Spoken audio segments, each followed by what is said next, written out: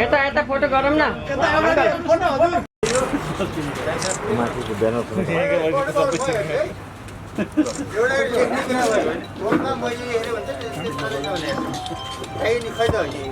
कृषि पेसा व्यवसाय के भन्दा कृषि भनेका छौँ र नेपालकै सन्दर्भमा भन्यो भने 86% जनता कृषिमा आश्रित छन्।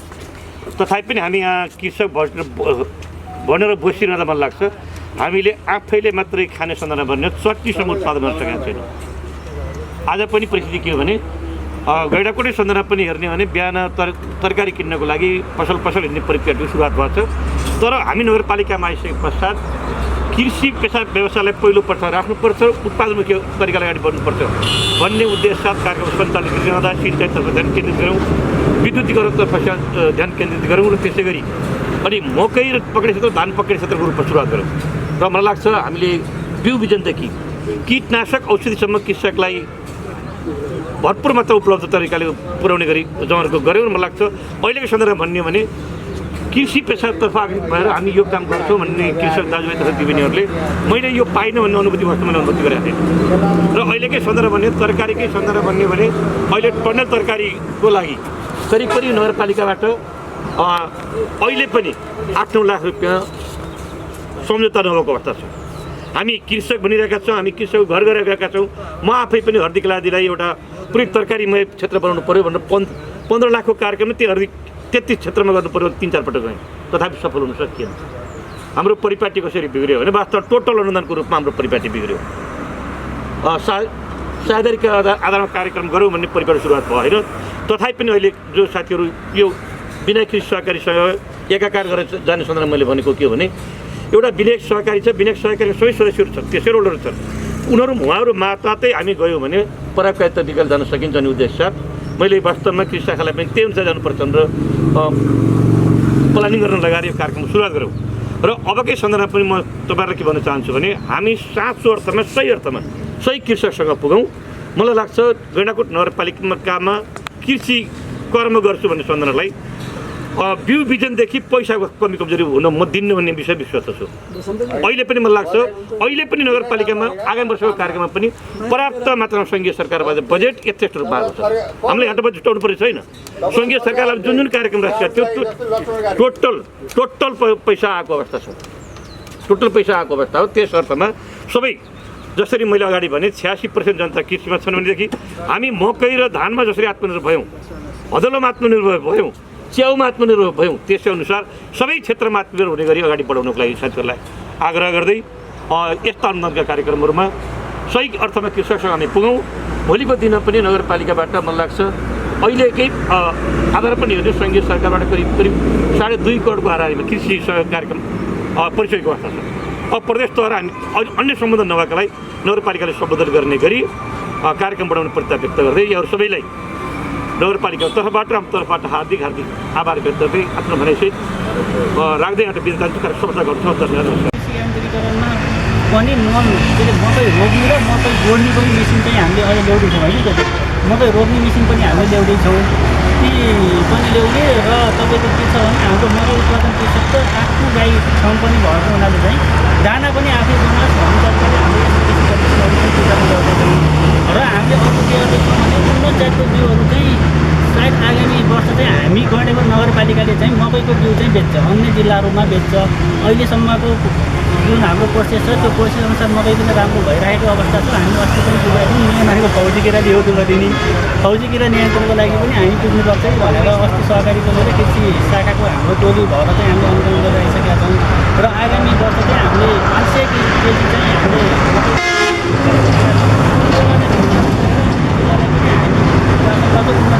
सक्षम हुन्छौँ। र अर्को चाहिँ के पनि छ भने यो फौजी किरा भन्ने कृषकलाई हैरान पारेको पनि हो। प्लस कृषकले र फौजी किरालाई नियन्त्रण गर्ने क्रममा चाहिँ आफू पनि रोगी भइरहेको अवस्था पनि छ। त्यही भएर रासायनिक विषयले न्यूनीकरण गरेर चाहिँ हामी केही न केही तरिकाले चाहिँ नियन्त्रण गर्नुपर्छ भनेर छला फौजी किराको माउलाई मार्नको लागि पासोमा फसाउनको लागि भनेर हामीले फेरोमोन ट्यागहरू पनि हामीले प्रयोग गर्नुपर्छ है भनेर जुन बिना कृषि सहकारीले फेरोमोन ट्याप पनि ल्याएर वितरण गर्नुहोस् है भनेर जुन मैले भने सोही अनुसार उहाँले पनि गर्नुभएको छ। तर दुःखको कुरो के छ भने फेरोमोन ट्याप धेरै कृषकहरूले चाहिँ गइदिनु भएको अन्तर्गत चाहिँ हाम्रो यो सशक्त अनुदान भनेको केन्द्रीय सरकारबाट कति 40 लाख रुपियाँ चाहिँ मकैकै लागि कार्यक्रम गर्ने भनेर जुन अनुदान प्राप्त भएको थियो, त्यसको लागि चाहिँ अब हामी कसरी गर्ने मकै भनेको गैँडाकोट नगरपालिका भनेको लगभग देशकै राजधानी जस्तो भइसकेको छ है, मकैको क्षेत्र हो यो। यसलाई चाहिँ अब उत्पादन प्लस बजारीकरण र बिउलाई पनि फोकस गर्नुपर्छ। अब हाम्रो लागि जो हामीले नै निकाल्नुपर्छ भन्ने तरिकाले योगदान प्राप्त गरेको थियो। दुईवटा समूह चाहिँ गर्न सक्दैनौँ भनेर पछि हट्नुभयो र दुईवटा समूह र एउटा सहकारीलाई चाहिँ हामीले छनौट गरेर चाहिँ यो कार्यक्रम अगाडि बढाएका थियौँ। र यो कार्यक्रम भनेको विशेष गरी हामीले केसलाई फोकस गरिरहेका छौँ भने कृषि यान्त्रिकीकरणमा पनि मकै रोप्ने र मकै गोड्ने पनि मेसिन चाहिँ हामीले अझ ल्याउँदैछौँ होइन। त्यो चाहिँ मकै रोप्ने मेसिन पनि हामीले ल्याउँदैछौँ, ती पनि ल्याउने। र तपाईँको के छ भने हाम्रो मकै उत्पादन कृषकको आफ्नो गाई फार्म पनि भएको हुनाले चाहिँ दाना पनि आफै बनाओस् भन्ने तरिकाले हामीले यस्ता किसिमका मेसिनहरू पनि वितरण गर्दैछौँ। र हामीले अर्को के गर्दैछौँ भने उन्नत जातको बिउहरू चाहिँ सायद आगामी वर्ष चाहिँ हामी गैँडाकोट नगरपालिकाले चाहिँ मकैको बिउ चाहिँ बेच्छ, अन्य जिल्लाहरूमा बेच्छ। अहिलेसम्मको जुन हाम्रो प्रोसेस छ त्यो प्रोसेस अनुसार मकै पनि राम्रो भइरहेको अवस्था छ। हामी अस्ति पनि पुगेका थियौँ, मेन भनेको फौजी किराले एउटो गरिदिने, फौजी किरा नियन्त्रणको लागि पनि हामी पुग्नुपर्छ है भनेर अस्ति सहकारी टोली र कृषि शाखाको हाम्रो टोली भएर चाहिँ हामीले अनुगमन गरिराखिसकेका छौँ। र आगामी वर्ष चाहिँ हामीले 500 केजी चाहिँ हामीले मकैको चाहिँ लिएका छौँ। त्योबाट बिउ उत्पादन गरेर अन्य जिल्लालाई पनि हामी जहाँसम्म लाग्छ उन्नत बिउ चाहिँ दिन सक्षम हुन्छौँ। र अर्को चाहिँ के पनि छ भने यो फौजी किरा भन्दै कृषकलाई हैरान पारेको पनि हो। प्लस कृषकले नबुझेको कुरा फौजी किरालाई नियन्त्रण गर्ने क्रममा चाहिँ आफू पनि रोगी भइरहेको अवस्था पनि छ।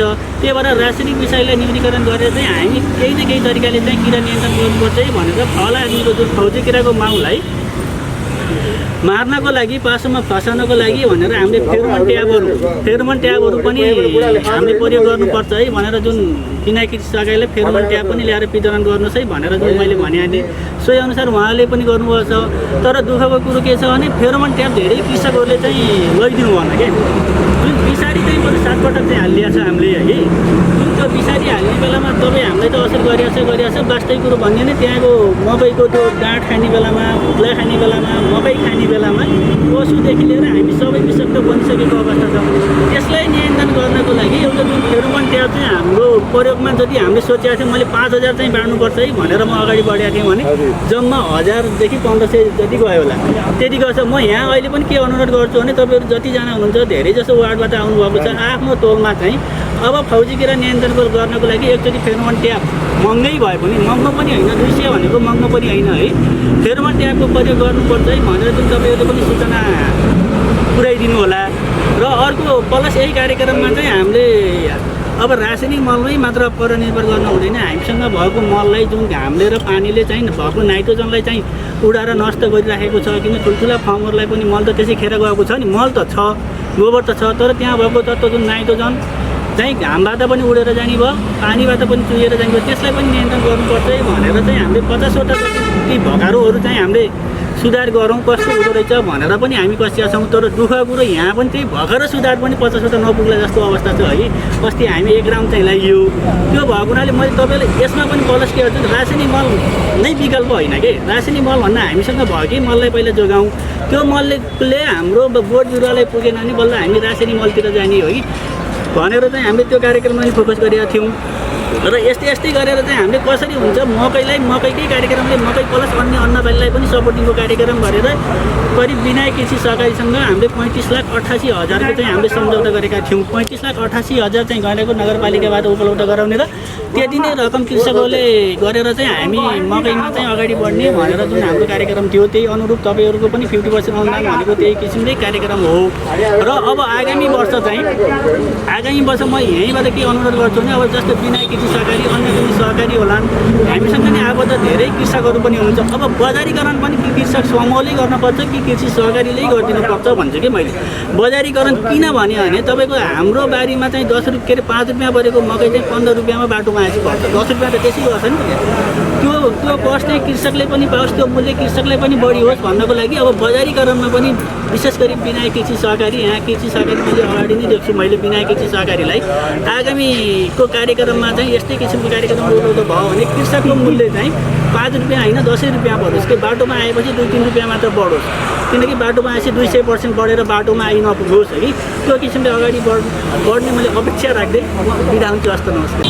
बिना कृषि सहकारी संस्था दिएको पहलमा सङ्घीय सरकारको सशर्त अनुदानबाट गैंडाकोट नगरपालिका कृषि शाखाबाट मकै उत्पादन तथा प्रवर्धन कार्यक्रम अन्तर्गत मकै उत्पादनमा किसानहरूको लागत मूल्य कम गरी उत्पादन बढाउनको लागि यो कार्यक्रम चाहिँ हामीले चाहिँ गरेका छौँ र यसमा बिना कृषि सहकारी संस्था किसानको 50% र गैंडाकोट नगरपालिकाबाट 50% अनुदानमा चाहिँ यी मिसिनहरू चाहिँ हामीले चाहिँ किसानहरूलाई चाहिँ हस्तान्तरण गऱ्यौँ। यो कार्यक्रम अन्तर्गत 7वटा बोरिङको लागि पाइपलाइन विस्तार, 7वटा पाइपलाइन विस्तार,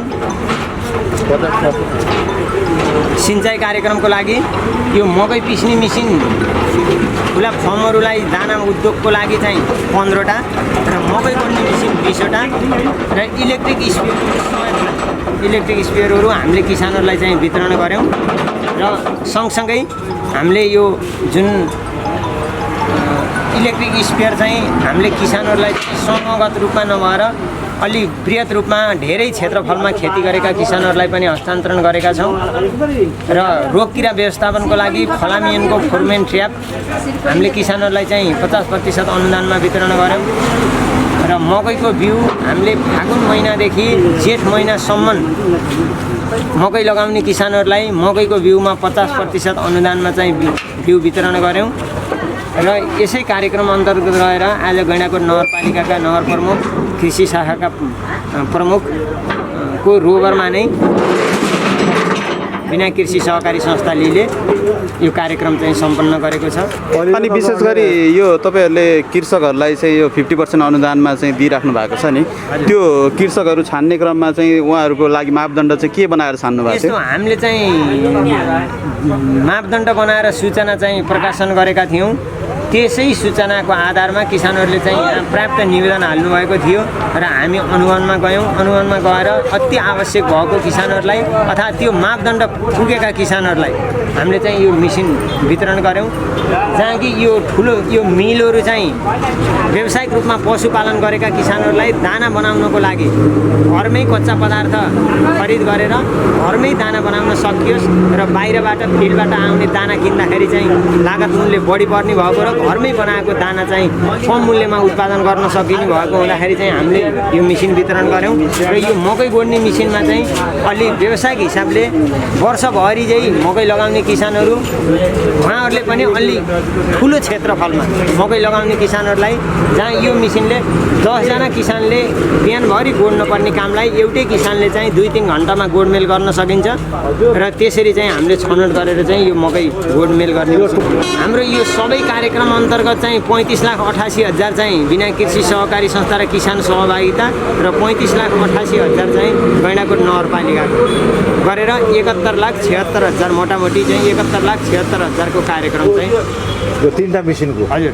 अनि तपाईँहरूले जुन 35 लाख जुन एमाउन्ट थियो त्योभन्दा पछिको चाहिँ जुन बिना कृषिले गर्ने हो त्यो चाहिँ कृषकहरूबाट तपाईँले कलेक्सन कृषकहरूबाट चाहिँ हामीले बिना कृषि सहकारी संस्थाले एउटा चाहिँ गैंडाकोट नगरपालिका सबै किसानहरू नगरपालिका कृषि शाखामा चाहिँ आबद्ध हुन नसक्नु भएको हुँदाखेरि बिना कृषि सहकारी संस्थाले एउटा चाहिँ पुलको माध्यम किसानहरूलाई चाहिँ पुलको माध्यम सहज रूपमा चाहिँ बिना कृषि सहकारी संस्था जिम्मेवार बसेर बिना कृषि सहकारी संस्थाले चाहिँ गैंडाकोट नगरपालिकासँग सम्झौता गरेर यसरी चाहिँ किसानहरूलाई चाहिँ उपलब्ध गराएका छौँ।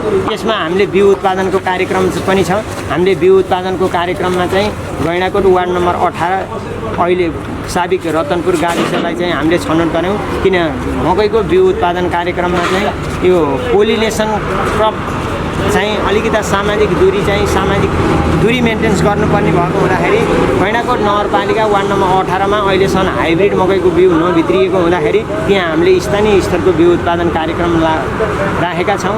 र त्यहाँ अलिकति विकट र त्यहाँको चाहिँ भौगोलिक भूबनोट र त्यहाँको जनसमुदाय चाहिँ अलिकति आर्थिक अवस्था कमजोर र साह्रै विपन्न भएको हुँदाखेरि त्यो क्षेत्रमा लगाउनु भएको किसानहरूलाई हामीले स्थानीय स्तरको लोकल मकैको बिउमा पनि 50% अनुदान, रासायनिक मलमा 50% अनुदान, बिसादी चाहिँ सशर्त अनुदान र स्पेयर पार्ट्सहरू सशर्त अनुदान, पुरै अनुदानमा चाहिँ हामीले त्यहाँ वितरण गरेका छौँ र हामी 2-3 चरण गरेर चाहिँ त्यहाँको चाहिँ स्थलगत अनुगमन पनि गऱ्यौँ र हामी केही समय अगाडि 2-3 दिन पहिला पनि त्यो रतनपुर गाविसमा जुन लगाइएको साबिक रतनपुर गाविस अहिलेको वार्ड नम्बर 18 मा लगाइएको स्थानीय स्तरको मकैको बिउ अनुगमनको लागि नगरपालिका कृषि शाखाको प्राविधिक सरहरूलाई लिएर म आफै 2-3 दिन अगाडि पुगेँ र त्यहाँको किसानहरूलाई यो बिसादी छर्ने तरिका र मकैको बिउ गोडमेल गर्ने तरिकाहरू यो हामीले सबै सिकाएका छौँ र त्यहाँ अलिकति विकट र विपन्न परिवार भएको हुँदा त्यहाँ हामीले बिसादी र स्पेयर पार्ट्सहरूमा चाहिँ सशर्त अनुदान त्यो किसानहरूसँगबाट कति पनि पैसा नलिइकन त्यहाँ उपलब्ध गराएका छौँ र त्यहाँका किसानहरूले चाहिँ यो कार्यक्रममा चाहिँ जोडिनु भएको छ र आगामी वर्ष अब अन्य जिल्लाहरूबाट चाहिँ समयले साथ दियो भने पक्कै पनि स्थानीय स्तरको बिउमा हात थाप्न नपर्ने अवस्था चाहिँ सिर्जना आज चाहिँ कति लाख बराबरको सामान हो सर यो सबै गरेर आजको? हाम्रो आजको यो करिब 16 लाख बराबरको सामान चाहिँ हामीले चाहिँ आज हस्तान्तरण गऱ्यौँ। यसमा 16 लाख बराबरको सामानमा इलेक्ट्रिक स्पेयरहरू अनि यो मकै पिस्ने मेसिन र मकै गोड्ने मेसिनहरू छन्। हाम्रो ठुला 4वटा थ्रेसरहरू बाँकी छन्। अब पाइपलाइन विस्तारका कार्यक्रमहरू पनि किसानहरू समूहलाई चाहिँ पाइपलाइन खरिद गर्न लगाएर त्यो काम सुरु गराइसकेका छौँ र किसानहरूले पाइपलाइन खरिद पाइप भन्ने हुन्छ त्यो होइन, यो एनएसको 4 इन्ची 4 केजी प्रेसरको एनएसको राम्रो पाइप, गुणस्तरीय पाइप र यो भरपर्दो 50औं वर्ष दीर्घकालीन सोचले चाहिँ हामीले यो पाइपलाइन विस्तार गरेका हौँ। करिब 7वटा बोरिङमा 1400 मिटर, करिब 1400 देखि 1500 मिटर पाइपलाइन विस्तार चाहिँ हुँदैछ र कतिपय बोरिङमा पाइपलाइन गाड्न सुरु भइसकेको छ र केही ठाउँमा अब काम चाहिँ सुरु जस्तै यो सामान तपाईँहरूले कृषकहरूलाई दिनुभएको छ, यो पूर्ण स्वामित्व कृषकको हुन्छ कि यसमा बिनाको पनि केही होइन? यसमा चाहिँ अब किसानहरूले लैसकेपछि पूर्ण स्वामित्व कृषकको हुन्छ। भोलि बिहान यो मेसिनको प्राविधिक केही गडबडी भयो भने मेसिन उपलब्ध बनाउने कम्पनीले चाहिँ सर्भिस दिन्छ र हामीले चाहिँ यसबाट किसानहरूलाई हामीले के भनेका थियौँ भने किसानहरूले तपाईँहरूले अन्य कुनै ठाउँबाट सस्तो मेसिन उपलब्ध राम्रो गुणस्तरीय सस्तो मूल्यमा ल्याउन सक्नुहुन्छ भने तपाईँहरू आफै खरिद गरेर ल्याउनुहोस्, नभए पनि यस्तो फलानु कम्पनीहरूसँगबाट चाहिँ तपाईँहरूले खरिद गर्न सक्नुहुन्छ। तपाईँहरूलाई जहाँ इच्छा लाउँछ उहाँबाट खरिद गर्नुहोस् र बिल ल्याएर चाहिँ यहाँ विनायक कृषि सहकारी संस्थामा बुझाउनुहोस् र त्यसको 50% अनुदान तपाईँहरूले पाउनुहुन्छ भनेर हामीले जानकारी गराएका थियौँ। त्यसै मार्फत यो किसानहरूले आफै खरिद गर्नुभएको, सबै किसानहरूले आफै खरिद गर्नुभएको सामान हो र हामीले यो सामान चाहिँ उहाँहरूको बिल हामीले सहकारीले लिएर यसमा चाहिँ 50% अनुदान चाहिँ